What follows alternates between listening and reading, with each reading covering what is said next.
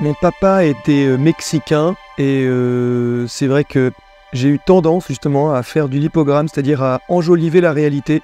Et donc, comme on me disait, mais alors il est pas là, il est où? Alors à chaque fois, j'inventais des histoires. Bah, il est dans un grand château avec des chevaux.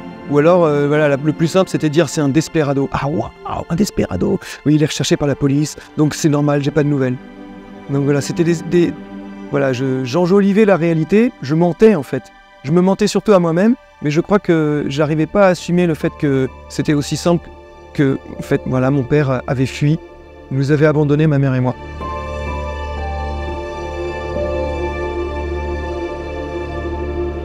Je me suis rendu compte effectivement à l'université que tous les référents que je m'étais choisis tout au long de ma vie, des référents de la pop culture, vraiment, un Simba du Roi Lion, Harry Potter, même Luke Skywalker, en fait, ce sont des personnages qui ont en commun de ne pas connaître, en fait, ou de perdre leur père, ou d'arriver dans un univers qu'ils découvrent qui est leur univers, mais où ils ne se sentent pas à leur place. Voilà.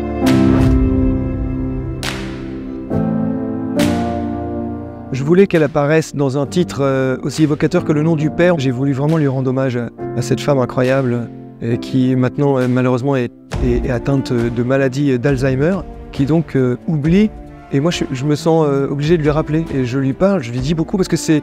voilà, je lui dis mais tu as été extraordinaire, tu as fait ça pour moi, il faut que tu saches, il faut qu'elle sache. Elle-même, il faut qu'elle le sache. C'est l'hommage que je veux rendre à ma maman qui m'a élevé seule, qui a subi cette absence de son mari aussi, du père, et qui a pris sur elle de prendre ce nom. Alors elle s'appelait Marie-Brigitte Roger, un nom tout à fait français. Elle a pris ce nom exotique, même si son mari a demandé le divorce et a fui. Elle a gardé ce nom pour s'appeler comme moi. Et à Versailles, ça m'a touché, ça m'a marqué, ouais. Qu'une femme qui s'appelle Marie-Brigitte choisisse de s'appeler Rodriguez Patiño. Assez encombrant hein, comme nom. Hein. C'est un patronyme avec un trait d'union, un signe diacritique qu'on appelle le tilde.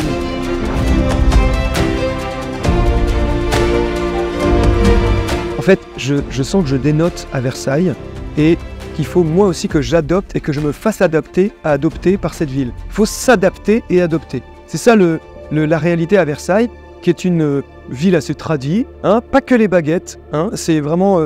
tous les Versaillais sont assez tradis, effectivement, mais c'est sans la caricature, c'est-à-dire que... par contre, on peut vivre sa foi, on peut parler de sa foi sans problème, sans le cacher, on le revendique, ça fait partie des traditions. Et puis il y a une vraie richesse aussi culturelle dans cette ville que j'ai appris à aimer par la suite grâce à la musique. Et voilà. Il faut rendre hommage évidemment au lieu d'où on vient. Il faut être reconnaissant envers ce qu'ils nous ont apporté. Et les Versaillais, ils ont donné quand même au monde l'électro, la French Touch, puisque Phoenix, Air, tous ces groupes-là qu'on voyait à la fête de la musique, nous quand on était enfants, qui nous faisaient rêver, m'ont permis effectivement de rêver de ce statut d'intermittent, de musicien, pouvoir porter un message, d'être artiste.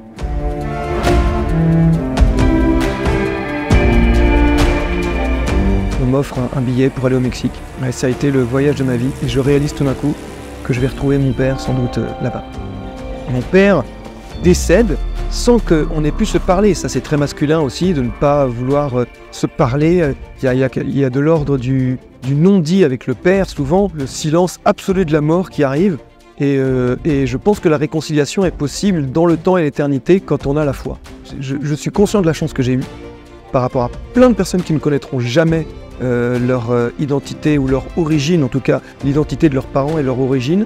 Moi j'ai eu cette chance. Je pense que c'est un voyage de réconciliation. Et c'est un message d'espoir, d'espérance. La réconciliation est possible avec son identité, avec les autres. Heureusement, sinon on ne pourrait pas vivre.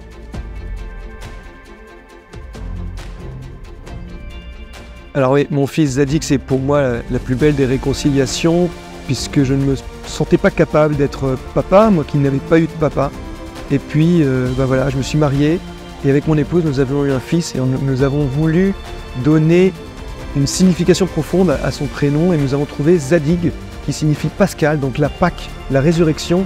On trouvait que c'était magnifique, et puis en même temps, c'est le passage, dans ses origines juives. Pessah, c'est le passage, voilà, le passage du fils au père, le passage je dirais du célibataire à l'époux, et puis le passage de la souffrance à la réconciliation.